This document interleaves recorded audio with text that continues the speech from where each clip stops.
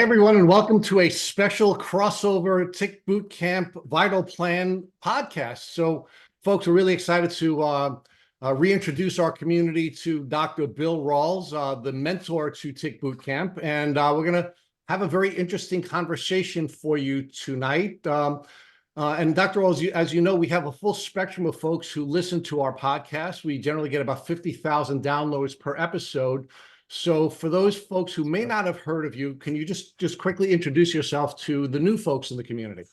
Yeah. And thank you, Rich. I have been working with Lyme patients now almost 2 decades since I started my journey, which was I started my practice in obstetrics and gynecology, took call in the hospital every second and third night for 20 years. And by late 40s, my health totally crashed and looked for solutions in the conventional medical community, found nothing, identified with fibromyalgia for a while, finally found I was carrying the tick-borne microbes, but that was, it didn't begin as a tick bite like most people. It was later with all this cumulative stress that my body started breaking down.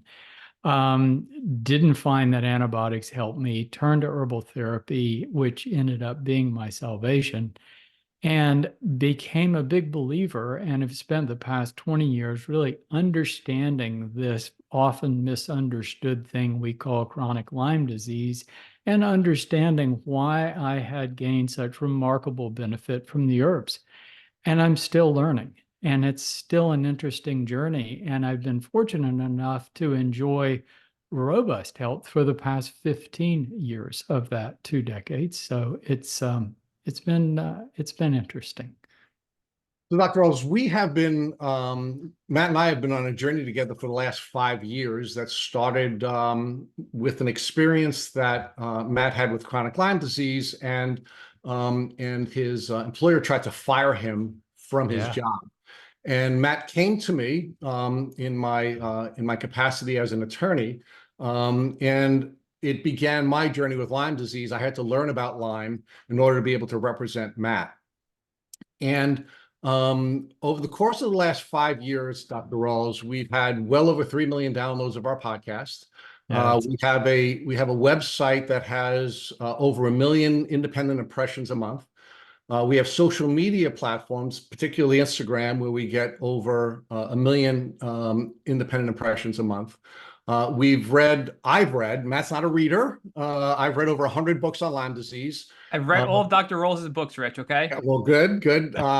We've interviewed over 400 of the leading experts on Lyme disease. Some of them are even here tonight on our podcast, like Johanna and Lacey. We've interviewed some of the leading experts in the country on this subject. And we've actually come to a couple of conclusions that I want to share with you tonight.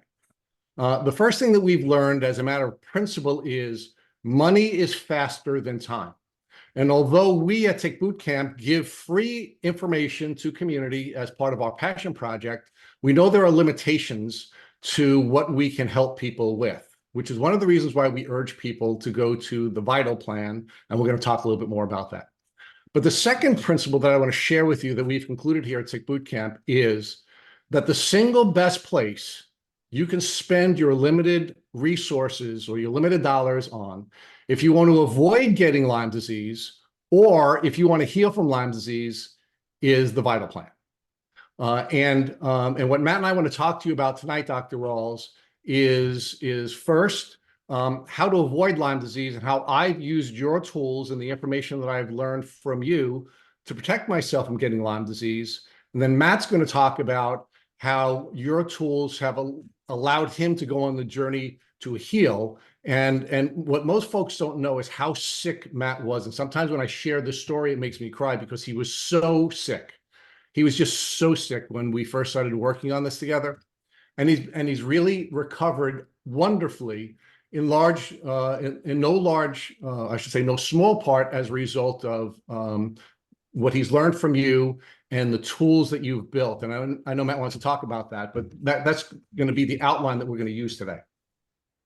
Yeah, thanks, Rich. I think what y'all have done is extraordinary, and what makes it even more extraordinary is you didn't really have to do any of it, and you've made this enormous impact in a community of people that are marginalized in so many ways and taken advantage of in so many ways.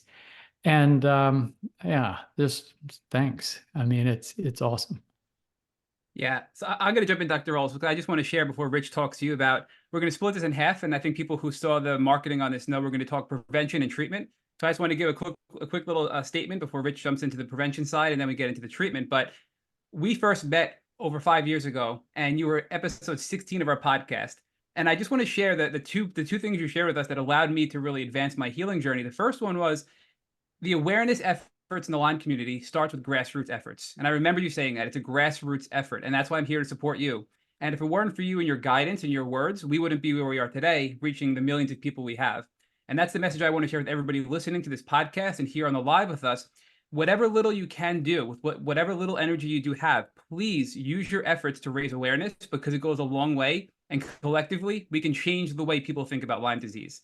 The second part is the HPA balance for me was a huge game changer. And after meeting you, Dr. Rawls, I attended one of your lunch webinars that you had during my lunch break, saw your little infomercial about the HPA balance. And that was really the beginning to balance my nervous system, to give me the courage and the confidence and remove that veil of fear to move forward. And we're going to get more into that on the treatment side. But I just wanted to share those two little pieces with everybody listening, and then hand it back to Rich to go over the prevention stuff. So, Dr. Rawls, let's talk about Lyme disease, and why don't we begin by defining Lyme disease? Because unfortunately, one of the observations we've made is Lyme seems to be a disease without a definition. There almost seem to be as many definitions as there are people who are defining it. So, why don't we first define the disease, or give us your definition of Lyme disease? All right. Yeah, my definition has changed, evolved over time. I think that's interesting. So the definition of Lyme disease is being bitten by a tick carrying a bacteria called Borrelia. And currently there are 21 species of Borrelia that have been identified worldwide that can cause the spectrum of symptoms that we know as Lyme disease. So that's an acute infection directly after a tick bite.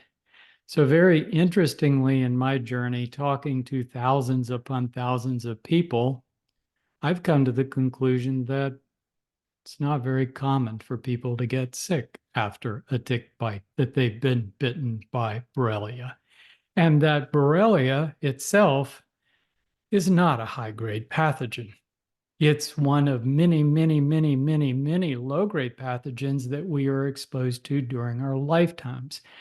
And the idea from the conventional community is that if you get bitten and you have symptoms, which an awful lot of people don't have symptoms, right? So if you go by the CDC guidelines, you're not supposed to get antibiotics unless you become symptomatic. And I found the vast majority of people that I talked to never became symptomatic around a tick bite. So that tells you a lot about the bacteria. But it is a very stealthy bacteria that has ways of getting past the immune system's defenses. And when it does that, it can invade cells, it can become dormant in tissues throughout the body. But it's not the only one. You have the co-infections. And beyond that, you have things that you pick up all through your lifetime that can do exactly the same thing. So this idea that our tissues are sterile and our bloodstream is sterile is proving to be a myth.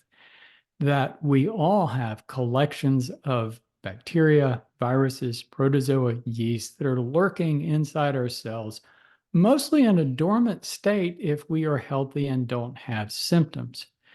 So the next definition of Lyme disease is that of chronic Lyme disease, which most of the people that I'm talking to now are identifying with chronic Lyme disease, which the conventional medical community does not recognize as even existing. because they don't understand the concept of microbe dormancy and how these things can enter our system, not make us sick until later years when we become stressed, and then they reactivate and they start turning our tissues into a food supply. And that's what's going on. So it's typically not just the Borrelia, it's a lot of other things going on too. So the chronic Lyme disease that so many of us have struggled with or are struggling with is a manifestation of reactivation of not just Borrelia, but many other microbes that basically are reactivating, emerging from cells, breaking down cells, breaking down tissues to create food to fuel microbe growth of other microbes. And they're working together. It's never one thing. And that's how I've come to know chronic Lyme disease. So my definition is very different than the ongoing definition out there. So, Dr. Rawls, one of the things we've done here at Tick Boot Camp is we've come up with our own definition, and I'd like you to react to it. All right. We here at Tick Boot Camp define Lyme disease as a polymicrobial, multisystemic, chronic infectious disease. What would your reaction be to our definition? Pretty close, except here's the deal. I've come to a place that if you understand chronic Lyme disease, you understand the fundamentals of every chronic illness. Chronic Lyme has been found in multiple sclerosis patients. I saw a note from a physician the other day that sees MS patients, and he says he's never seen an MS patient yet that didn't test positive for Borrelia. But then you look at research on multiple sclerosis, and it's been connected to chlamydia, mycoplasma, Epstein-Barr virus, all these other things too. And we're finding Borrelia in breast cancer tissue inside cells, and we're finding it in Parkinson's and dementia and arthritis and all of these different kinds of things. So when you start looking at disease as reactivation of a variety of microbes, then you start understanding what's going on in the body. And I think changing the conversation and moving more to that place is really important. So I don't even use chronic infection anymore. I define an infection as when a microbe first invades the body. And for something like Ebola virus, that can be devastating. For most tick bites, it's mild. People don't get sick. And that's what makes it so threatening, because our medical system is designed to take care of acute high-grade threats. So the Lyme disease is way under their radar. They just don't understand it. And that's why you can't use the conventional tools to fix it. They're just not designed for it. Dr. Rawls, now let's talk about now protecting ourselves from Lyme disease. And one of the things we talk about at Tick Boot Camp is the formula for risk. And we actually use the Stanley McChrystal definition of risk, which is threat times vulnerability, meaning we have a disease of exposure in Lyme disease. And part of the way that we protect ourselves from Lyme disease is avoiding the threat or coming in contact with a tick bite. And part of the way that we protect ourselves from Lyme disease is to make sure that we're healthy so that we're not vulnerable to the disease process in the event that we do suffer a tick bite. Or we are harboring the microbes, and we can manage the stress that could trigger the chronic presentation. Can you talk to us about first tick bites and why I think the way you describe at times you've described to us that the bacteria prefers the tick, or and give me some help with this. I don't remember exactly how you described it, but it's almost like the bacteria prefers to use the tick as the vehicle for transmitting the disease. Well, yes, it's true. So if we have an infection with something, right, if a microbe is a threat, it needs to get inside of our body. It needs to get to our bloodstream. So that's what all microbes have in common. So these are all host-dependent microbes. They need a host to survive. So what do they need from us? They need food, resources, nutrients, etc. They need all the parts to make more microbes. The only purpose of a microbe is making more microbes. And to do that, they need to eat like anything else. And so we are food. Everything living is food for something else. All of our tissues, all of our cells, everything is food for microbes. But to get at it, they've got to get into the body. So I've come to really appreciate that we carry two types of food. We carry free food and protected food. So our free food is the stuff inside our gut. So we have a lot of bacteria inside of our colon, and they're happy hanging out there because there's plenty of food. And on our skin, we have bacteria that live off of the oils that are on our skin. So that's free food. We give that away. But the protected food is our cells and our tissues, and that's behind barriers. So barriers are your first level of defense. So skin is a really important barrier. The lining of the gut that keeps the food and microbes contained inside our gut, the lining of our sinuses, the lining of our mouth and nasal passageways and other openings in the body, those linings are important for keeping microbes out, but they're not that secure, and microbes are trying to find ways across that barrier. So if you get a cold, that's a virus that's trying to get through your bloodstream through your nasal passageways. And you feel it as in the infection because it's trying to break through that barrier. So it gets some nourishment there, but what it really wants is to get to your bloodstream. All microbes want the same thing. They want to get to the bloodstream because the bloodstream is a highway to all cells and tissues in the body. So think about a tick. Wow. I mean, that's just free passage right there into the good stuff. They inject the microbes, the bacteria, right directly into the bloodstream. And it's just, so that's a free ride. And that's one of the reasons, like we feel a cold of that microbe trying to break through that barrier. We don't really feel a tick bite because the tick numbs up the skin and injects the bacteria right directly where they want to go. And then they're freewheeling. They've got access to everything in the bloodstream. So a lot of microbes do use ticks. So that's a really important to recognize what the microbes want and how they've got to get across those barriers. So Dr. Rawls, so we talked about the risk formula of threat times vulnerability. And of course, a threat is getting bitten by a tick, right? And when we talk about this here at Tick Boot Camp, we argue that a tick has to find you, grab you, crawl on you, bite you, spit in you, suck blood out of you, spit in you, suck blood out of you for some window of time where they're spitting all the microbes into you, and then ultimately the tick will be found or not be found. So can you first talk about where ticks are, what types of environments they like, and then secondly, can you talk to us about what types of steps we may want to take to find these ticks on us if they ultimately are on us, so that they're not spitting into us long enough to get sick. Yeah.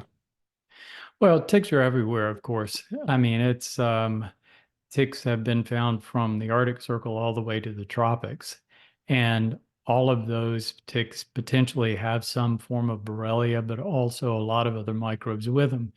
There are ticky areas and less ticky areas. We moved several years ago down to Wilmington, North Carolina, and I go hiking on a trail every day, and I've never seen a tick on it. But if you go to a barrier island that's about 15 miles from here called Bald Head Island, oh man, that place is infested with ticks. So different environments, it depends on the host presence in those particular environments, mice, deer, etc., of the prevalence of ticks and what's going to be eating the ticks. So if there's a lot of birds and bats eating ticks, especially birds, then that's going to be a big deal to keep tick populations down. But as far as individual, yeah, we need to protect ourselves. Um, I'm not afraid of a tick bite, but I go out of my way not to get tick bites. When I'm walking on a trail, I tend to not go through brush. I'm very, very cognizant of not, walking on trails that leaves are brushing my legs and that sort of thing. I like wide open trails, but even that isn't 100%. A couple of years ago, I was walking up in Virginia. It's the first tick bite I've gotten in a very long time. Wide open trail. There was a little bit of leaf litter, not that much. Got home and there were two ticks crawling up my legs, and one of them bit me, but it wasn't on very long. Um, so yeah, they're sneaky little rascals. They are stealth monsters in that they can just climb up without even you knowing about it. Find a soft place of tissue like behind your knee that you're not noticing, bury in. And once they put their jaws in and start secreting saliva, they numb it up so you don't even know what's happening. So tick vigilance is really important. So whenever I go in an area, especially if I'm not familiar and I'm hiking in that area, as soon as I get off the trail, I'm looking, and then later that day, I'm looking in the shower, looking in those odd places, the cracks and crevices, to make sure that a tick hasn't snuck into those areas. Because time is essential. It does take time for the tick to bury its jaws in and really get a good flow of blood and actually release the bacteria. Now, we do have statistics on some microbes like Borrelia, how long it takes. And I've seen it that the statistics suggest that even less than 12 hours, they can enter your system. So it can happen, but it's fortunately, the sooner you get it, the better. But they found that one tick species carries over 237 different families of bacteria. So there's a lot that ticks carry that we don't know anything about. I mean, think about it. 50 years ago, we knew nothing about Borrelia. Now we've cataloged 21 species and all these co-infections.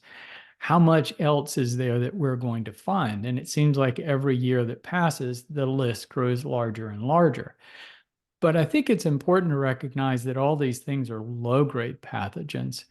And so their potential is more to cause chronic symptoms, bury in your tissues and stay there, than cause acute severe illness.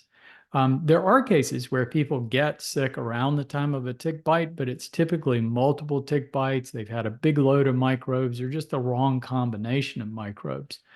So if I'm in an area that's unfamiliar, I'll typically use some essential oils. There are various essential oil products and preparations, and that does a pretty good job. I don't like DEET. It just lights me up. Putting things on your clothes, but is fine.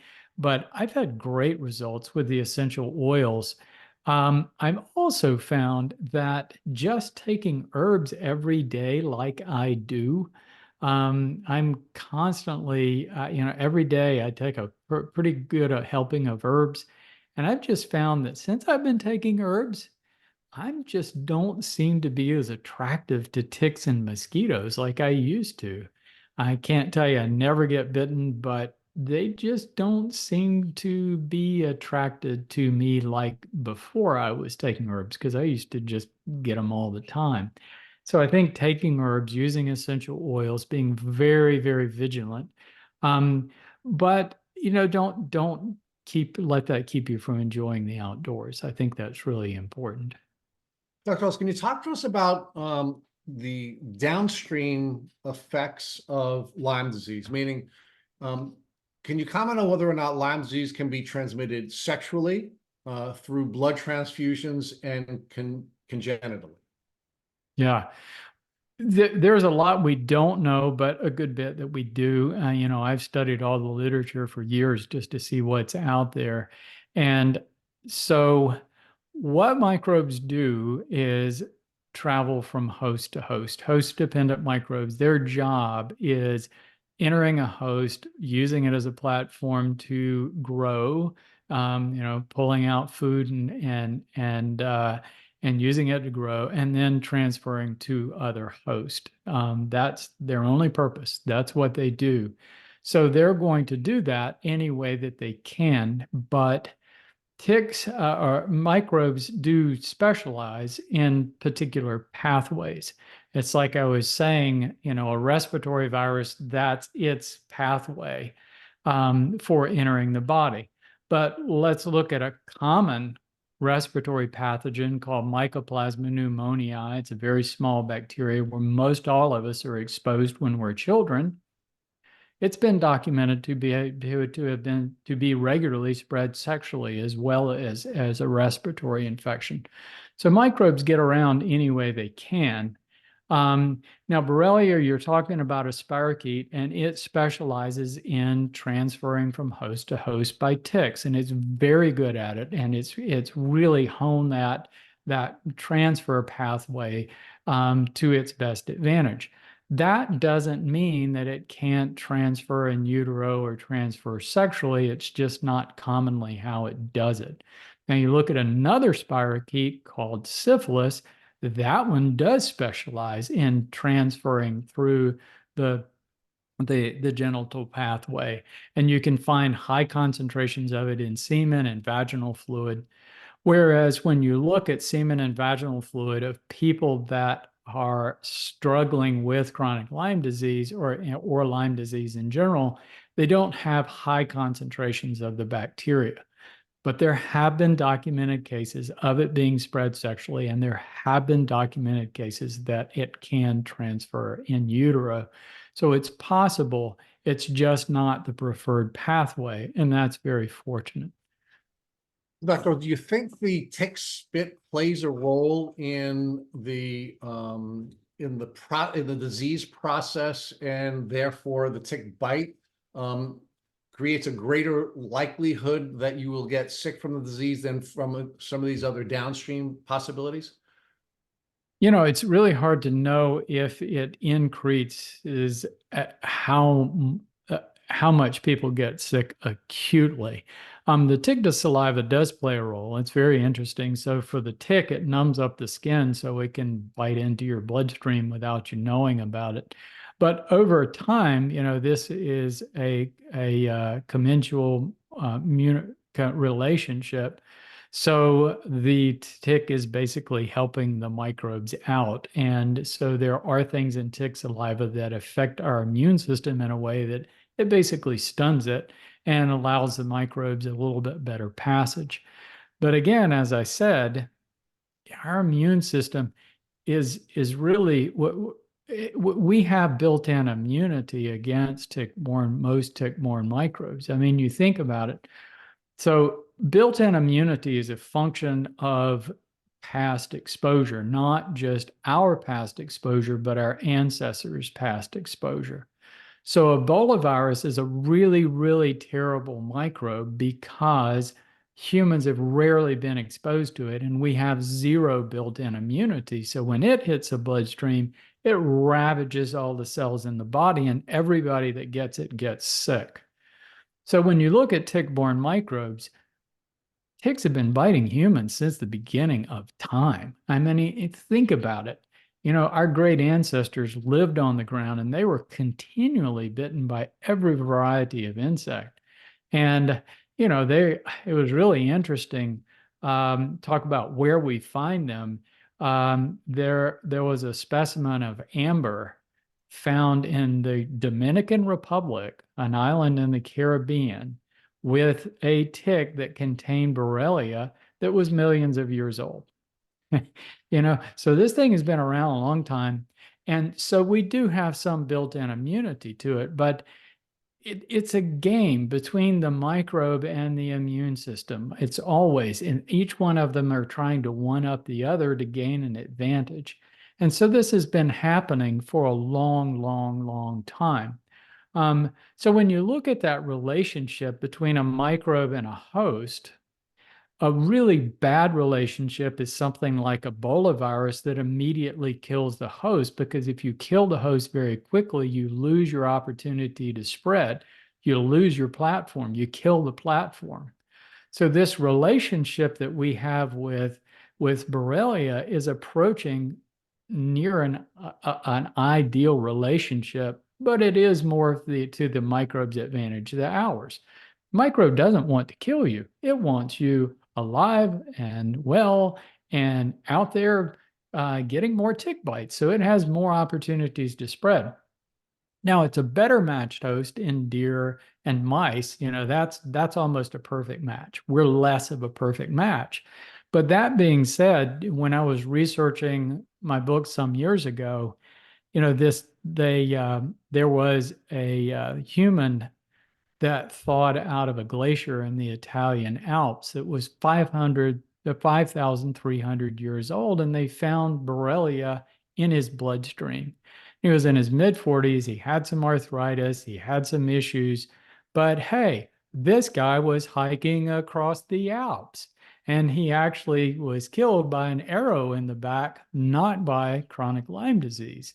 So what that tells you is you can have these things in your system and you can still go about life. And that works really well for the microbes.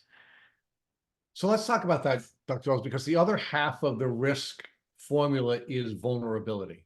And I guess my first question to you is, do you believe there are more people suffering from Lyme disease today than there had been in the past because we are getting bitten by ticks more often, or because we are more vulnerable because we're suffering from metabolic stress? Yeah. First of all, it's impossible to answer that question. And the reason is because our testing has been so erratic. If we had tested every symptomatic person that we ever saw after it was first found in Lyme, Connecticut, and in the mid-70s, we could say that.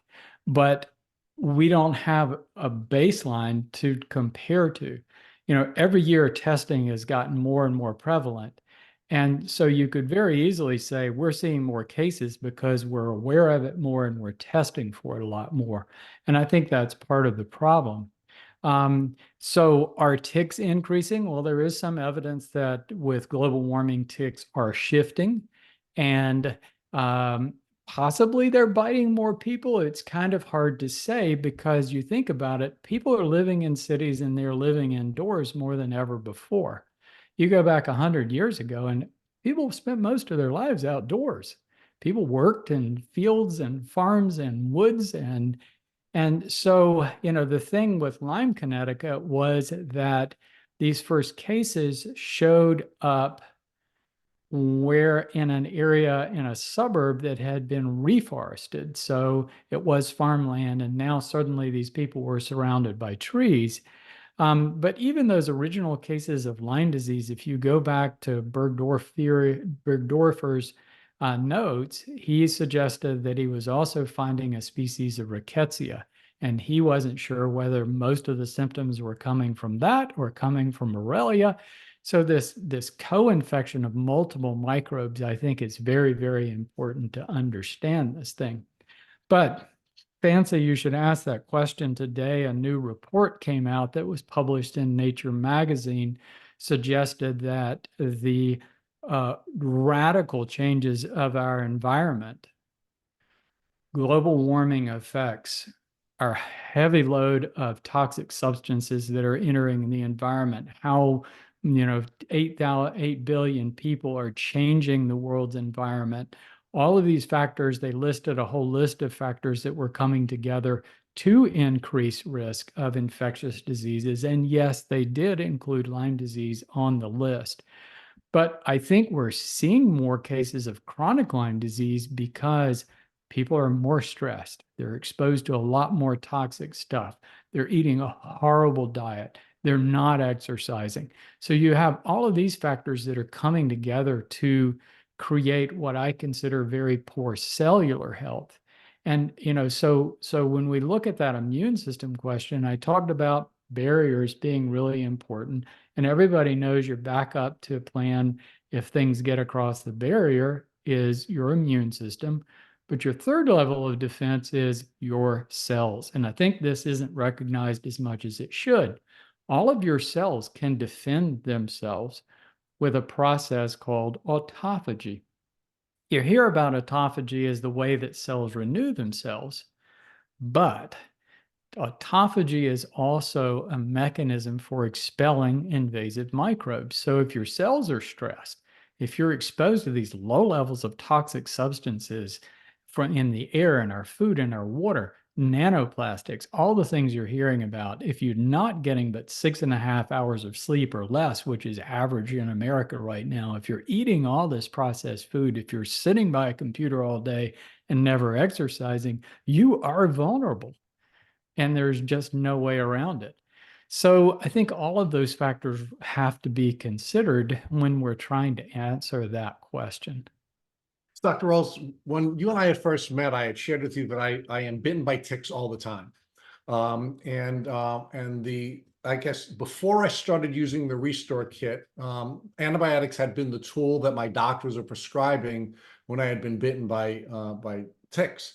And I shared with you that I was concerned that I was taking antibiotics too often. And part of what we had talked about, and part of what I learned from reading both of your books, is that I could make myself less vulnerable to the disease process if I did some of the things that you just outlined, make sure I got adequate exercise, that I improve my diet, I sleep, all of these different tools. But we also talked about using herbs. And the last 2 times I was bitten by a tick, well, actually, let me just share one thing. So I started using the Restore kit, and I was using 50% of the Restore kit, meaning I was taking what 50% of what Matt was taking. And then after I was bitten by a tick, what I would do is I would go back to the full. I would take the Restore kit twice a day.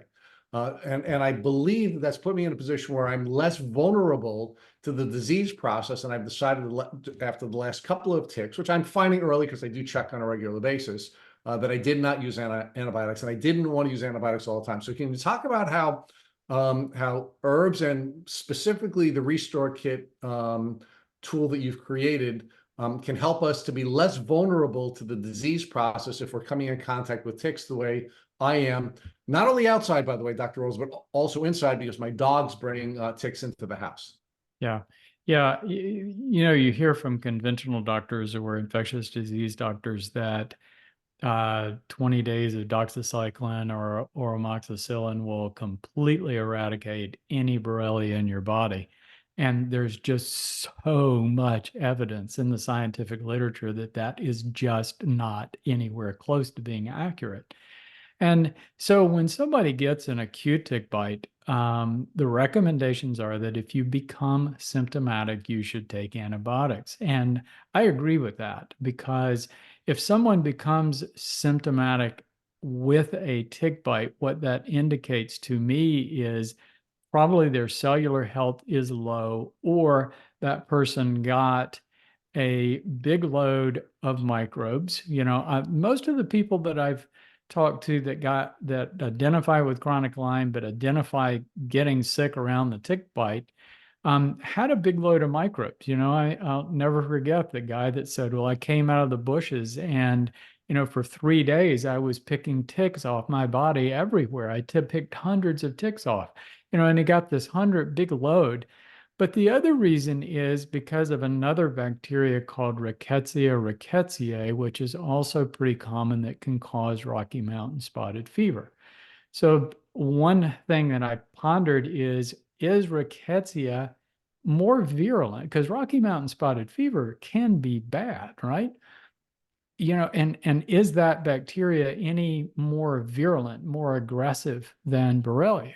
And the conclusion I came to was, no, it's not. It's the cells it invades. So Rickettsia invades the cells that line small blood vessels. And when it does that, if there's enough of an infection, it can close off blood supply to fingers and organs and things like that. So it can be devastating, not because it's so terrible, it overwhelms the body, but because of where it's invading. But the interesting thing in my journey is that I've met so many people that are carrying rickettsia, that never got Rocky Mountain spotted fever, which tells you that it's not that aggressive. Most people don't get sick, but if it gets, if you get enough of it at the wrong time, you can get really sick. So I think because of that reason, that thing of, especially if you have a rash, you should take the antibiotics. So that being said, antibiotics are designed for one primary purpose: to kill fast-growing bacteria. That's what they do. They're very good at killing fast-growing bacteria. So if you've got a pneumococcal pneumonia, you're talking about bacteria that are extracellular, invading, destroying cells, and they're turning over they're doubling every 20 minutes. The doubling time of Borrelia is 12 hours. So even the best of antibiotics aren't putting a dent in it as much as they are those fast-growing pneumococcal bacteria. So I go for the long game. I want to do constant suppression. And to do that, you need to do it with herbs, because we talked about those 3 levels of defense. You've got barriers to keep them out. You've got the immune system. If they get in, you've got your cells, which are, if they're healthy, they can kill bacteria. Your 4th level of defense is your normal flora in your gut and on your skin. And these bacteria are secreting substances to keep pathogens in check. And they're very important to us. Are they our friends? Are they doing it because they like us? No, they're doing it because they want more of the food. And we let them do it because they don't harm us otherwise. So we let them do their thing. And they're very, very important. So when you're taking an antibiotic, it takes 10 days of any antibiotic to suppress your normal flora and start creating bacterial resistance in pathogens. 10 days, that's all it takes. So when you're going for a long game with something that's only doubling every 12 to 24 hours, or even less if it's dormant inside cells, antibiotics are not the long-term game. So herbs are, because herbs do this constant suppression, and it's not one chemical that is available to resistance. It's hundreds of chemicals that are hitting bacteria, viruses, protozoa, yeast, everything in a lot of different directions. But there's a certain intelligence about the herb that herbs, and I actually found a study that documented this. Herbs don't suppress your normal flora. They're selective for pathogens. So you can take herbs for months, or in my case, I took herbs at high doses for 5 years. 5 years. And I still have been taking herbs for the past 15 on a daily basis. But because herbs don't disrupt my normal flora, I can get away with that. That makes them really ideal for not only overcoming chronic Lyme disease, but protecting your system if you live in a tick endemic area where you're getting a lot of tick bites. So that's why it's, I think, a very reasonable option to do exactly what you're doing. All right, Dr. Rawls. So Matt is now going to talk to you about what happens if, unfortunately, the risk becomes reality and we do suffer from chronic disease because we haven't been able to avoid the ticks, we haven't found them, and we haven't been able to prevent ourselves through various tools from being vulnerable to the disease process. Yeah, and I want to just point out that most people listening to this podcast are going through chronic Lyme, or a loved one of somebody suffering from chronic Lyme. And I can tell you, back many years ago, I couldn't appreciate the value of the conversation the two of you just had. But I want to stress, reinfection is very possible. I've been reinfected numerous times as a chronic Lyme patient. So everything that you, Dr. Rawls, and Rich just discussed is really important, not only to people that are quote unquote healthy and non-symptomatic or not infected, but also people that are suffering, because they can get worse and get reinfected. And, you know, I think you're right that this is not something to be afraid of. With proper knowledge, we can be armed to protect ourselves. But I want to highlight that piece before pivoting over to the deep dive of the treatment side of this discussion about chronic Lyme disease. So for me, and I'm going to relate this back to my experience and how you, Dr. Rawls, helped me through my healing journey over the last 5 years to have this transformation. And just to get past go, I needed to calm down my nervous system. I was in constant fight or flight. I had anxiety, and I didn't realize how bad I was until talking to you and having a frank conversation and watching your webinar, as I said earlier, and your HPA balance product, which I'm holding up now.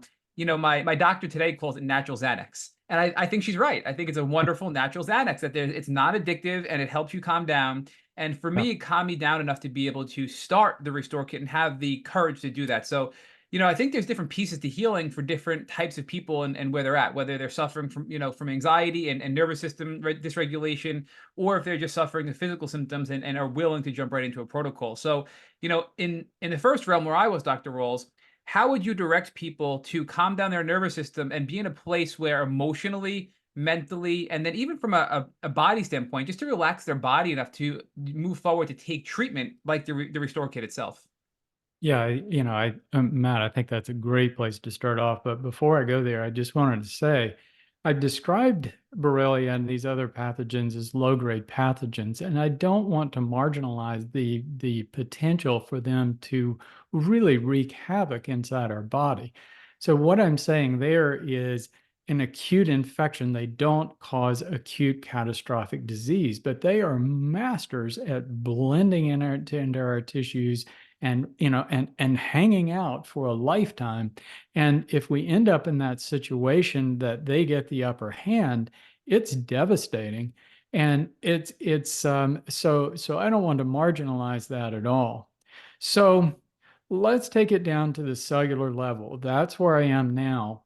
I think, you know, sometimes we get lost in the weeds when we think about all the dysfunctional processes that are going wrong in the body. And that's where conventional medicine is, you know, what drugs do is treat dysfunctional processes.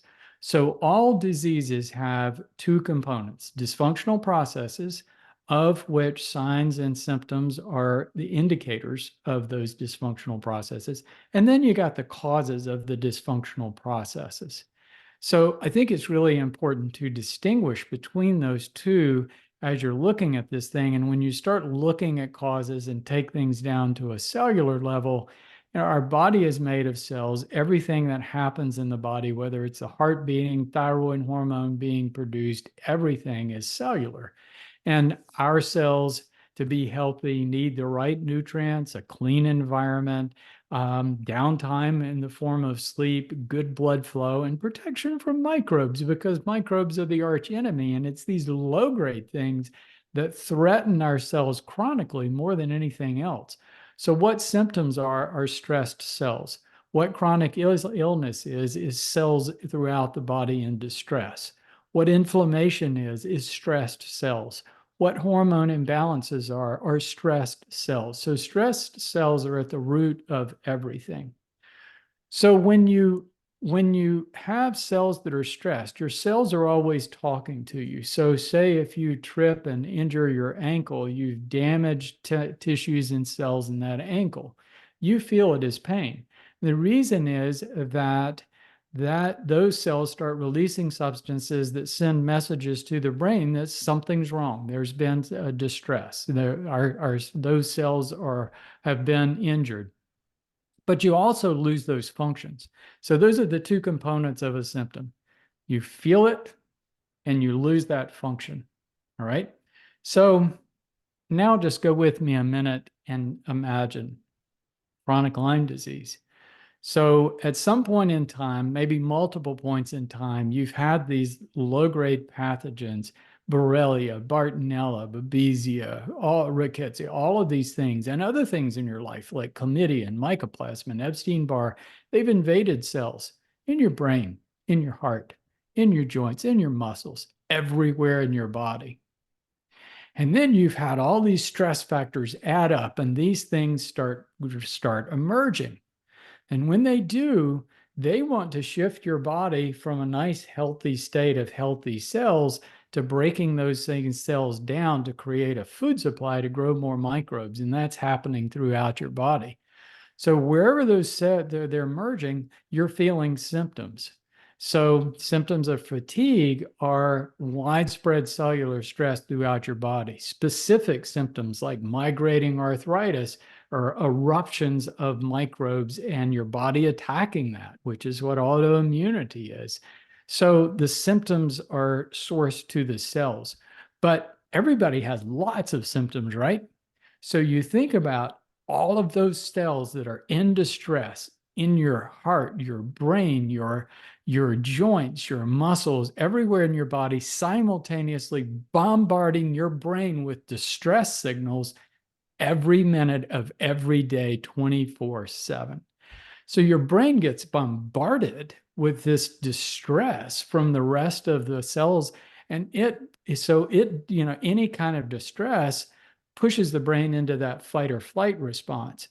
Up goes adrenaline, up goes cortisol, because those are like, we have to be on high alert here. There's something attacking us. We have to deal with this. And because it's chronic, it's not like running away from your tiger that you either win or you don't. This stays with you all the time. Your brain's constantly being bombarded. So you have this sympathetic overactivity, and that threatens your ability to sleep. And there's no wonder that you become anxious when that happens. So all of that is going on, and it works against you. It's just one of the worst things. So when we look at obstacles to recovery, for most people, that is the top one. It is really big.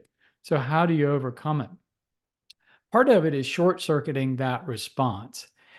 So you can short circuit the pain response with narcotics. Well, maybe that's not such a good idea. But what we're doing with things like HPA balance is we're short circuiting the stress response so that our hypothalamus and brain are basically tricked into thinking, maybe things aren't quite so bad. We can calm things down a little bit. So you get some calm there.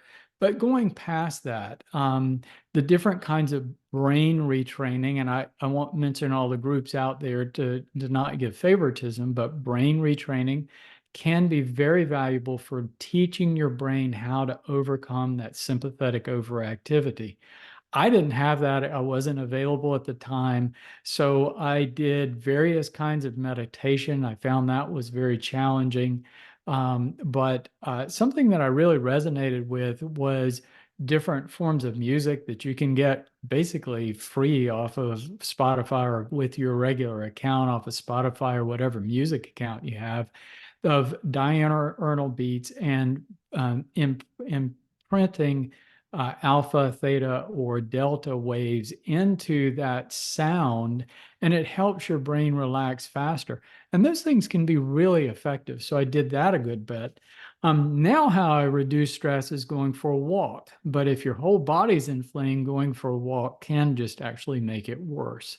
So just that, learning how to lay down and use these tools at your disposal just to calm that response as much as you can so you can get some sleep. And at the herbs, at the same time, I mean, my big deal was sleep. I've been taking call every second to third night for 20 years, and I truly lost the ability to sleep. And that's what precipitated everything. And it was a bad place for a long time. But honestly, what helped my sleep more than anything else was the antimicrobial herbs, because they were getting to the source. So as soon as you start getting to the root of the problem, when I started calming those microbes and restoring cellular health, it reduced those stress signals. So, my brain wasn't overloaded anymore, and that response finally gradually calmed down. I know that's a long answer, but No, it was. it's a wonderful answer. And I just want to recap, because I'm telling you, Dr. Rawls, not only people suffering from chronic Lyme, but if people listening have family members who are just stressed out or always on 110% and can't shut down and can't sleep. I have people that I work with, I mean, dozens of people, Rich as well, on the HPA balance. And then they've used words as like life-changing, like not being dramatic, life-changing. For me, it was, and for many other people that I work with and friends and family members as well. So I think that's a really important part. These are the adaptogenic herbs that allow you to kind of chill out, balance out, and things seem less overwhelming just because of it. And I remember you saying it almost makes life seem more normal again. Like when you're a child and life is normal, it makes you feel more normal. But the binaural beats is another great thing that you can find on YouTube for free, as you mentioned, Dr. Rawls, to kind of help with your stress and anxiety. And I will plug, because with DNRS, I mean, I just personally really like Dr. Kathleen King from Primal Trust, and she has some free resources and she's affordable. So just from my personal experience, I want to share that with everybody listening. And once you're well enough, walking is a huge piece as well. The physical exercise is great for the stress and also healing as well. But I'm kind of focusing on the early stages first, just to get your body ready for more harder treatment.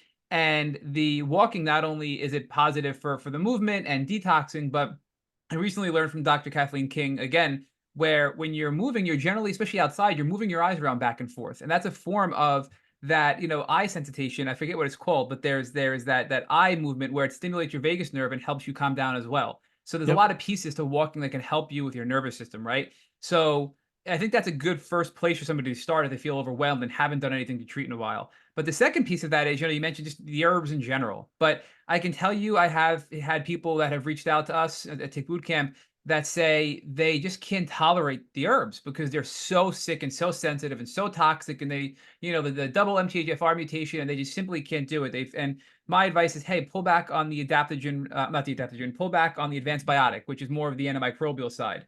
And then the feedback I get is from some really sensitive people, I'm still not really feeling that great and I can't handle it. And I say, pull back on the mitochondrial support, right? And I don't know why, but that seems to allow people with the adaptogen recovery and the gut and the daily multi to be a good start. So can you kind of step us in what the next steps would be for a really sensitive patient who may want to just, dip their toe in the water with herbal therapy, specifically with your products? Because I think it's a good blend, but some people are just too sensitive to go right into it, if that makes sense. Yeah.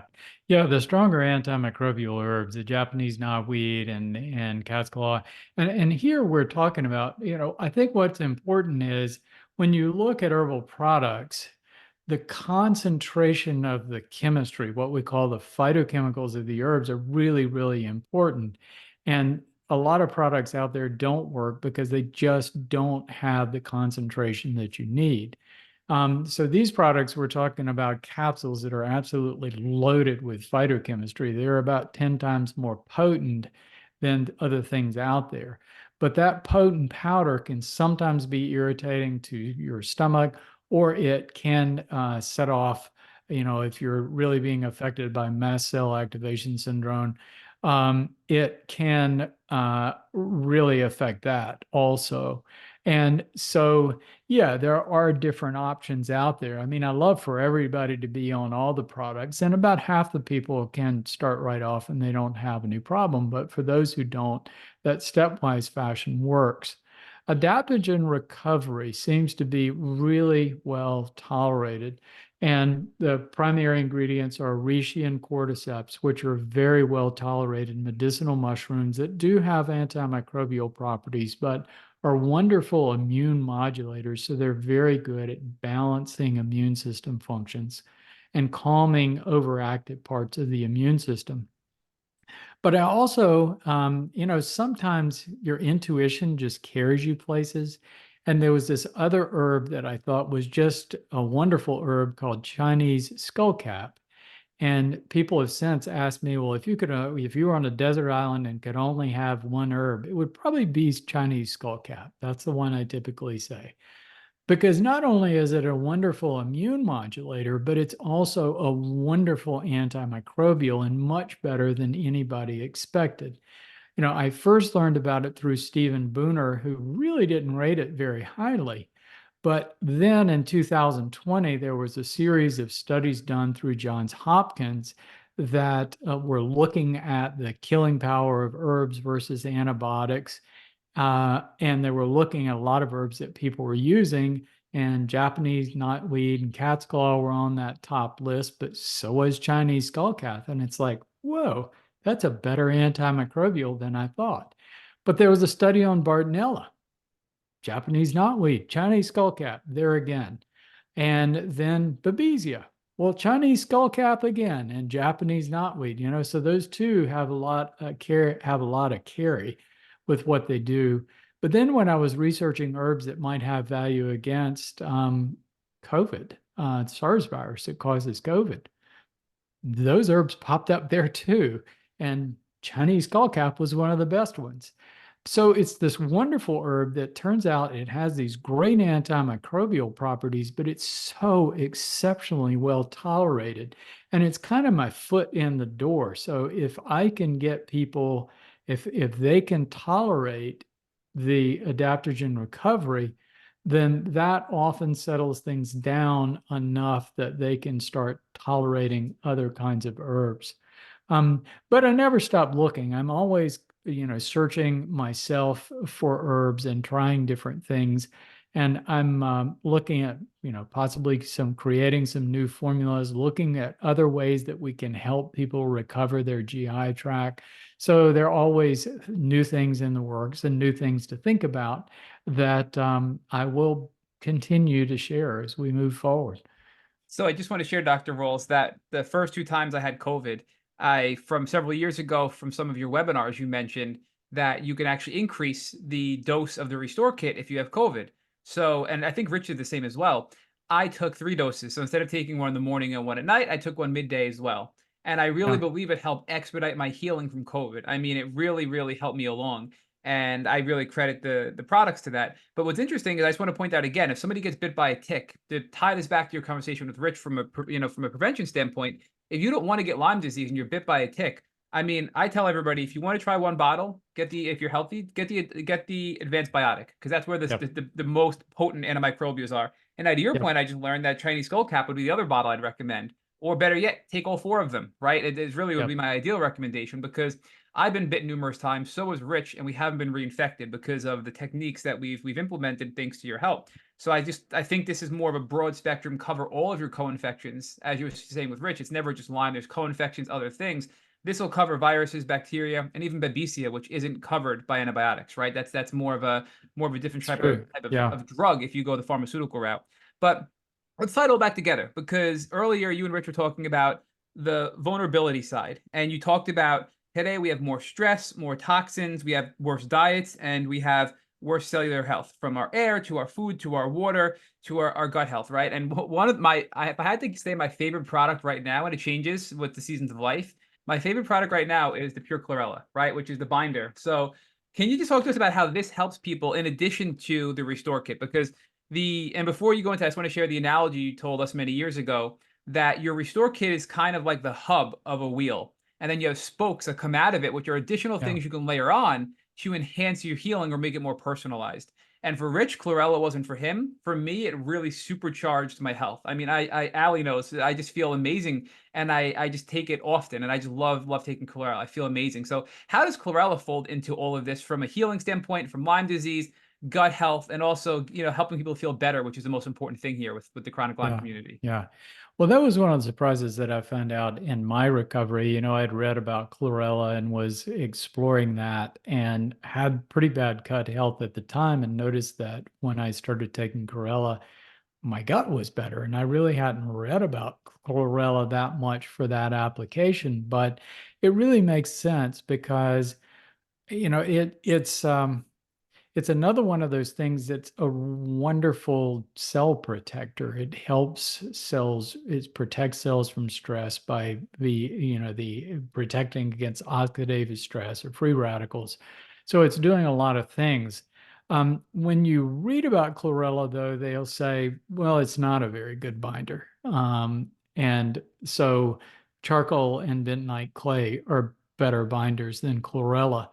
But I I have to help people step back, because things like that are kind of like, okay, let's really think this thing through and what's going on. And when we look at the harm that toxic substances do, when we inhale, when we're walking by a highway and we inhale auto fumes, when we are, exposed to just plastic residues, all the things that we're exposed to in our air and our food, stuff we put on our skin, these things get in our system, they get in our bloodstream, and they basically pollute our cells, because all of these things are organic compounds. An organic compound has a core of carbon with hydrogen, and they typically have oxygen, nitrogen, and other molecules. So if you went back and ate the algae that petroleum was formed from, or the plant matter that coal was formed from, millions of years ago, it would actually be good for you. But what happened is these normal, healthy, organic compounds were crushed and distorted from millions of years of pressure underneath the Earth's surface that made them such that they weren't compatible with life anymore. So biological life don't know what to do with this. So basically, these things get inside of our cells, and the cell incorporates them like it would other normal organic molecules. But then they're so distorted, they just don't work, and they just get stuck in the cell and prevent it from doing its work. So they're damaging at the cellular level, and that's really important. So part of the problem with this is if you have chronic illness and you have stressed cells throughout your body, you also have increased turnover of cells. So if you can imagine your tissues, cells are dying, they're being invaded by microbes, you got this microbe growth, and that's all cluttering these very tight spaces around our cells and causing congestion. So our cells can't purge metabolic waste and toxic substances. It gets stuck there. So that's why I always say the first step in detoxification is moving blood. Blood flow is so remarkably important. The solution to pollution is dilution. So when you're flushing those spaces with either exercise by walking, or if that's not practical, sauna, which I think sauna is so important because it flushes the spaces and allows our cells to start purging those substances. So the first step is mobilizing them away from the cells. The second is the liver. And so protecting your liver with milk thistle so you've got a healthy liver. So one of the things that I've seen in my life, in my practice, is I used to do laparoscopies that I looked inside people's abdomen. I'd look at a 20-year-old and they had a nice beefy red liver. Somebody is 50, kind of a mottled yellow color. All of us are developing fatty liver.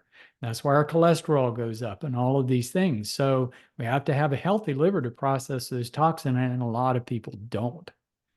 So, but once it is neutralized by the liver, only then does it get to the GI tract to be removed.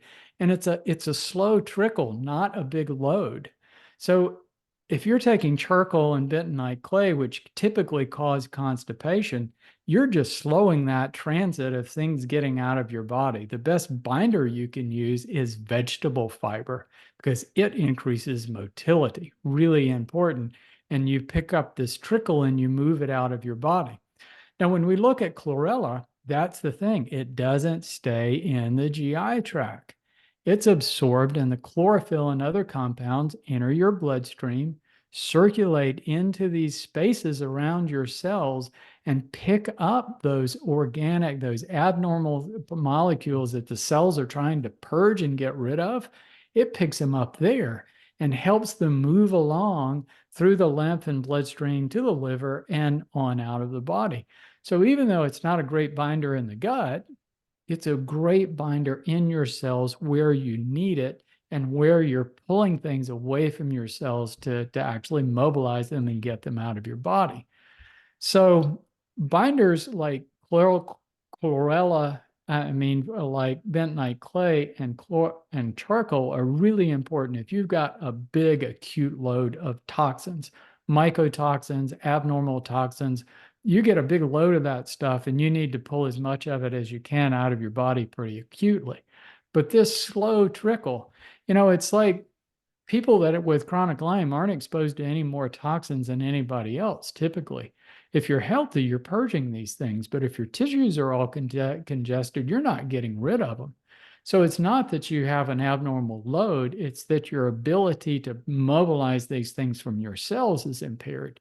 So anything that you can do to help that process is really important. And that makes chlorella top of the list. Yeah, and this is actually the Lyme hack we just posted yesterday, which was Allie's, and it was bind and sweat and purge, right, and detox. Yep. And for me, I do exactly what you described. I will take the chlorella and then I will go for whether it be a jog or just I need to sweat. I need to make myself sweat, and I come back and I feel amazing. And another tip I want to share with everybody is if you're able to do that in sweat, whether it's through an exercise or whether it's through the sauna, shower afterwards. And I don't know if this is everybody's like this, but if I don't shower afterwards, and I even an hour, let that sweat reabsorb into my body, I feel like crap. And I don't know what your thoughts are, Dr. Rawls, on that. Do you really think it's that severe, reabsorbing some of the toxins that your body works so hard to expel through your skin? Or is that all in my, do you think it's in my head, that analysis? No, I don't think anything is in somebody's head. We perceive what's happening in our body. I don't have any studies to back that up or anything that I could give you, but it makes sense. And listen to your body. It's talking to you. Your cells are talking to you, and it's not telling you stories, it's the more that we are perceptive, and I think one of the problems is people aren't perceptive of what their body is telling them, or their doctor has told them, ignore that, and so, yeah, listen to what your body's telling you. It's really valuable information. So, Dr. Rawls, talk to us about the sauna, the temperature and duration, because a question we get all the time on social media and through our website is, I want to use a sauna. I'm very sensitive and I'm afraid to do it. And many people have had great benefit from it. I think it's a great tool for those who can't walk, or maybe they want to use that with some exercise. What is a good ideal starting point from a temperature standpoint and from a duration standpoint? Yeah, I think that's highly variable from person to person, and a lot of people, it's like when I was going through this, it seemed like my body was so cold, I had kind of lost the ability to sweat. And I would get in and even a fairly low temperature, I was so broken as far as my cellular health. Um, I had a really hard time starting out, building up to the point that I could even sweat. Just the heat, I wouldn't be able to tolerate the heat, and I know I have to get out, even at a low temperature. So what they tell you is the ideal is 3 to 4 days of 30 minutes at 130. And that's a pretty high temperature. That's with the far infrared sauna. And I think that's the ideal, but it may take time to build up to that. So the first is getting it to the point that you can tolerate enough heat that you can actually sweat. And if you're sweating, that means that you've dilated your blood vessels and you are flushing those extracellular spaces. So that's really, really important. But it is, yeah, you do have to build up to it. I think any sauna can be valuable. If you grew up in Finland, you would not live anywhere in the world unless you had your traditional sauna. And I think there's a lot of value in a traditional sauna, but sometimes the moisture from the traditional sauna does bother people. And the other advantage of the far infrared sauna is they're very portable. I had one for a while.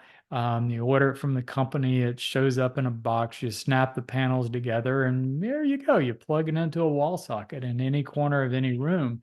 So the portability of it, and after I used it for years, I just wasn't using it anymore because I was back to exercising full blast, and I sold it, and somebody else got to enjoy it.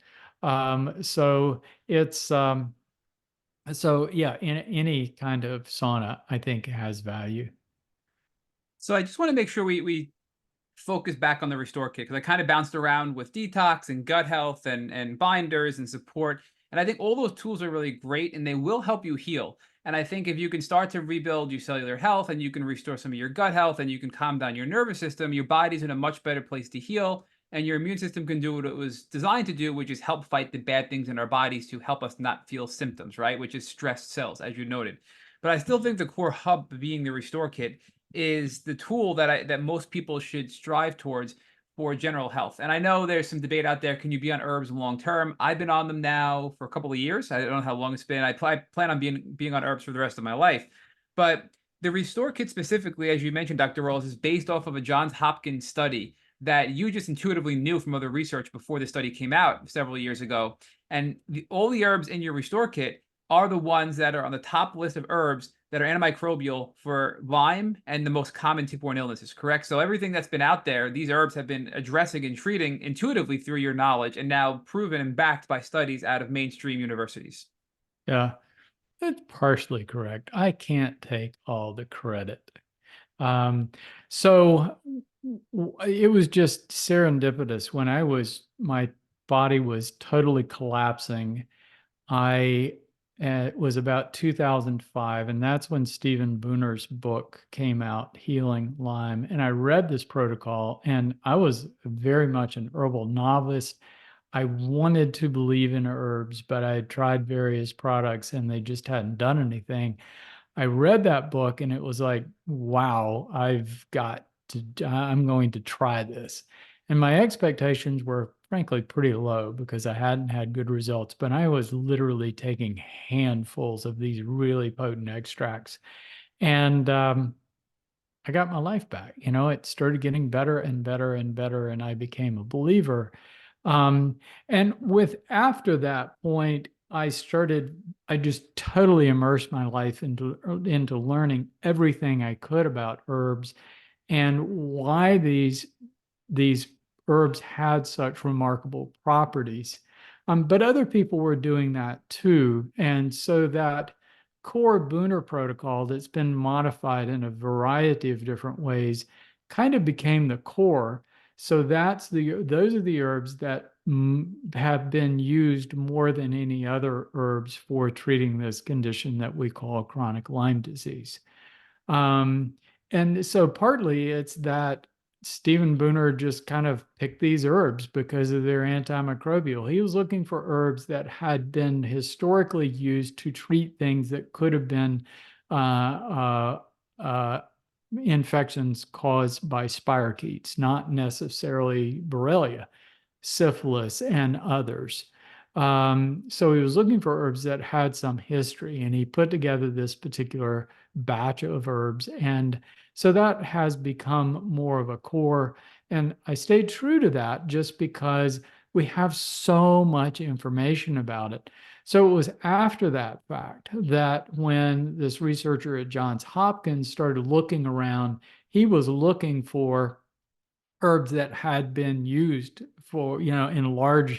by significant numbers of people. And those were kind of the top ones. But a lot of them didn't do so well.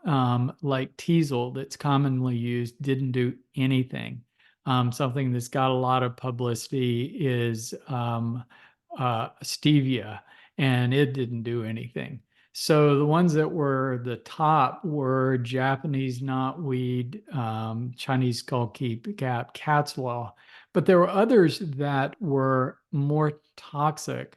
Clove and Artemisia were also good. I didn't put them in my protocol because what I was looking for with herbs that not only had strong antimicrobial properties and good history, but they also had a very, very, very low potential for toxicity.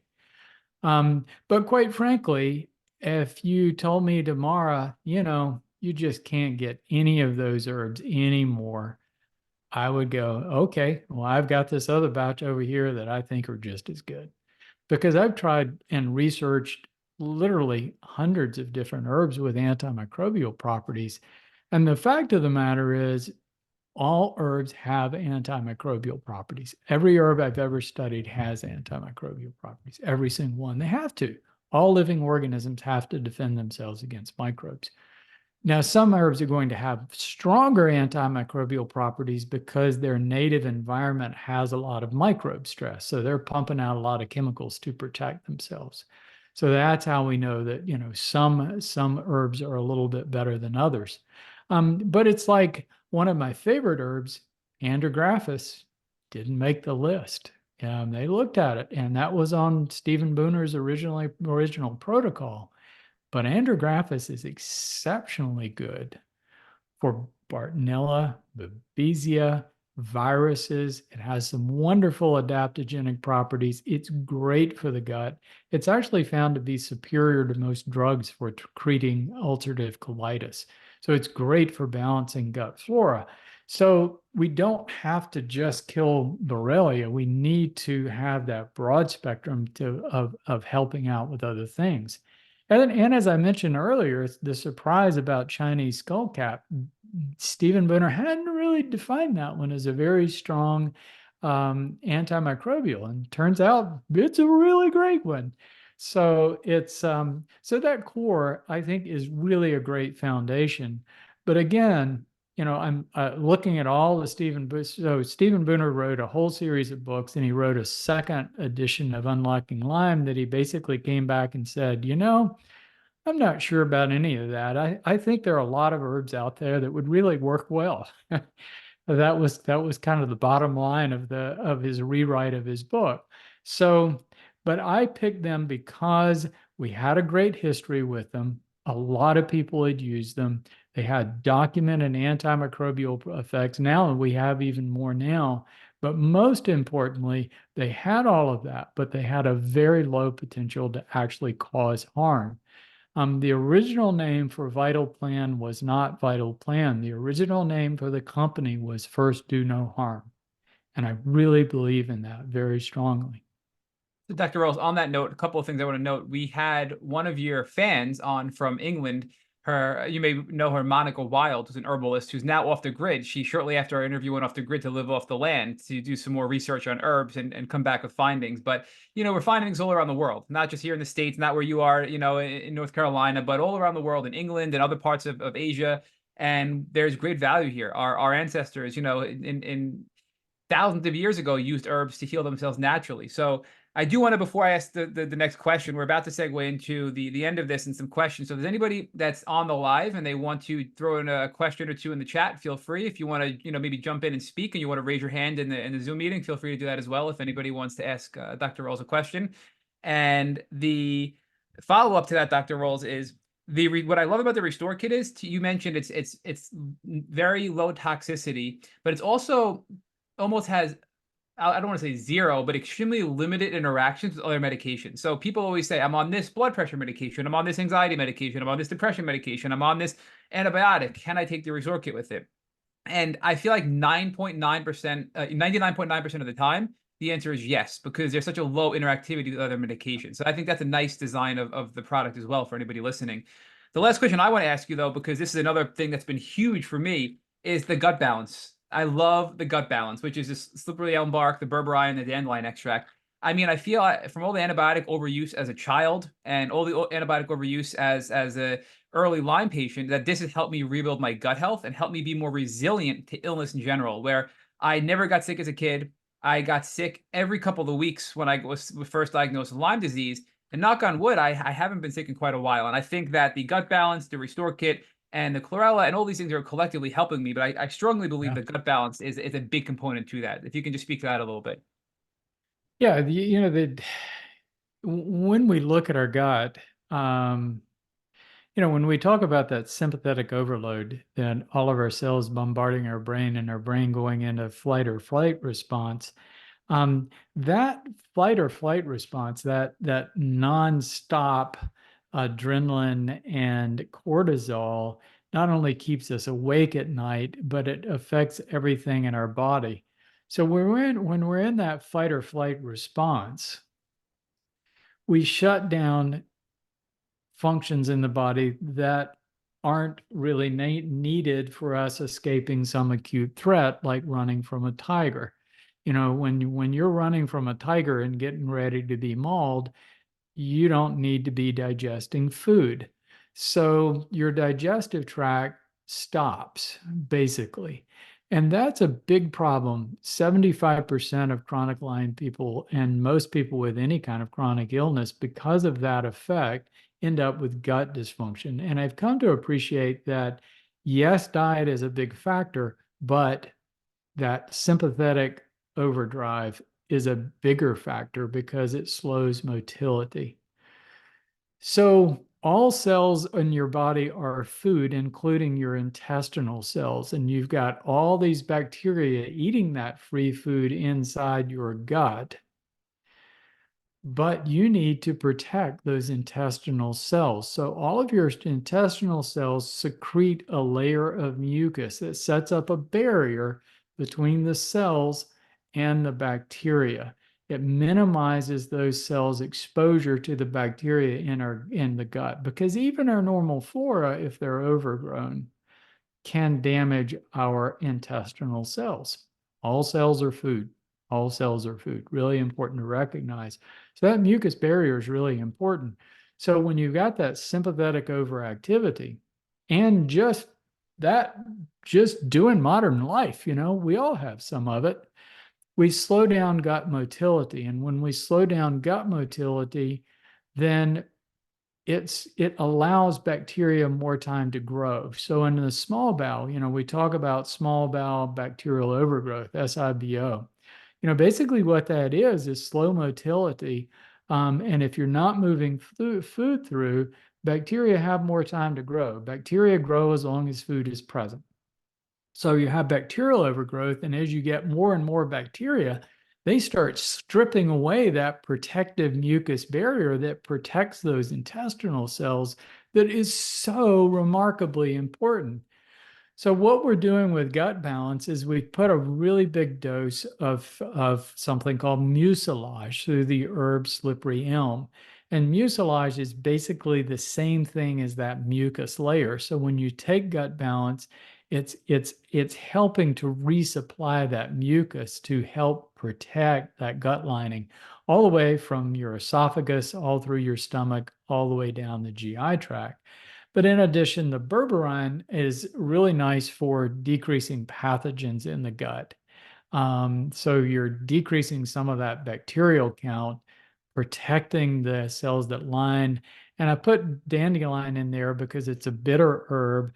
Berberine is bitter, but dandelion is bitter. It enhances bile motility, so you get your liver and your gallbladder going. But it also, that bitter herb is something you can do to bump up your intestinal motility. And interesting, we hear about bitters, and we take bitter herbs to increase motility. And the big question is, well, do you actually have to taste the bitter? And they actually did studies and they found out, no, you can take it as a capsule and those bitter herbs still have the same effect in your GI tract, which was really interesting. So that was the addition of the dandelion. That's fascinating. So I just want to hop to a question or two from the chat, and we have one mail in too that I wanted to touch on. So the first one is Morley Robbins of the Root Cause Protocol says that all Lyme patients have too much iron in their system. What are your thoughts on this? And the secondary part of that is, does Lyme stuff ever cause restless leg syndrome? Well, that sympathetic overactivity and the effect that reactivated microbes have on the substantia nigra in affecting those cells. So restless legs is associated with impairment of dopamine. And so you actually have changes in those cells, the dopamine producing cells in the substantia nigra, that leads to that. So, that's part of it. As far as the iron goes, that's a really interesting topic that I will hit on very briefly, but it goes into the topic of the dormant blood and tissue microbiome being a cause of all illness. So all bacteria, with the exception of one that we really know about, use iron to reproduce. They need iron to reproduce. And as long as our red blood cells are intact, they can't get to the iron. So one thought about a mechanism for iron release is that when bacteria that are dormant inside our red blood cells, bacteria that we pick up from the outside, bacteria from our gut that make it to the bloodstream, from our sinuses, from our guns, we all have a dormant microbiome of bacteria that are inside of our red blood cells. And as long as we're healthy, they stay that way. But if your cells are stressed, if your body's stressed, the bacteria start breaking down the red blood cells to release the iron to have a source of iron to create more bacteria. They also clump red blood cells together, which is part of that clotting effect that you see. Really interesting to get in the science of that. The one exception, though, Borrelia doesn't use iron. It's other bacteria that are being reactivated. So, yeah, but that's a really interesting topic that I've been really diving into a lot lately. That's fascinating. We had another one come in via our direct messages and social media from somebody who couldn't make it, but is going to be listening on the replay on our podcast. but they've tried your protocol a couple of times. And this is similar to what I asked earlier in the podcast, which is they tried it. I think they went too quick. They started full on. They started having some rashes, some burning, red dots. They pulled back. Then they tried just looking at the note here. Then they tried the mitochondrial support and had a rash again as well. They really want to try your products. They really believe in herbs, but they're nervous about these reactions, concerned if it's an allergic reaction, and they're dealing with specifically Candida, yeast, EBV, high ANAs, high blood sugar, and high LDLs. What's your recommendation for this person who is really interested in your products but wants to start slow? Would it be the adaptogen recovery, like you said earlier, or a different approach for this person? Adaptogen recovery would be a good one if they can take it. Also, I created an alternative product called Biome Boost that has cryptolepis, which is very good for Bartonella and Babesia. It just adds extra coverage. But it was also an alternative to do as a tincture that could be done, by drop at a time and start out very, very slowly. So that's an alternative too. If you can get that in the adaptogen recovery, both in at some level without having reactions. And it's hard to know whether it's a true allergic reactions or whether it is more a situation of it's just intensifying the war inside the body. It's so you've got what chronic Lyme disease is an environment of stress cells and microbe frenzy. They're just having a field day with breaking down your tissues. And a lot of times when you take something, that's going to increase the die-off of cells that have been infected. And so it's more than a Hertzheimer reaction, and it can cause all kinds of issues throughout the body. The other thing is, part of the syndrome is all of these bacteria have been found to be able to infect white blood cells. So why do they do that? To manipulate the immune system. They affect the cytokines so they can manipulate the immune system to do what they want it to do instead of what we want it to do. And so that's a big part of it. So the last question we're going to ask you, Dr. Rawls, is from Linda.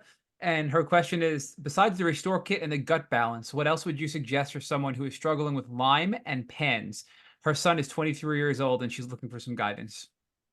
Yeah, I think that's a really good starting place. All right. And it's when you look at PANS and PANDAS, it's not Borrelia as much as Streptococcus. So kids, young adults get Streptococcus, and it's really frustrating to conventional physicians because they test for the strep and they're not seeing positive tests, or they treat with antibiotics over and over and it's not getting the infection. And somebody posed this question to me fairly recently, so I started researching. Is there anything new that I can connect? Looking at this concept of bacteria becoming intracellular, invading cells, becoming intracellular, going dormant, and then reactivating later after the antibiotics are gone, or in a way that the antibiotics have no effect on them. And I found a new study looking at the Streptococcus that causes PANDAS that showed evidence that it does invade intracellular. It does become dormant for weeks and months, periodically reactivating, and it does use that mechanism that I just mentioned of invading white blood cells. It's called a Trojan horse mechanism, that the bacteria invades a white blood cell and the white blood cell becomes a carrier that carries it across the blood-brain barrier into the brain and everywhere in the body. And then the bacteria can deposit in other tissues. So it explained exactly every symptom.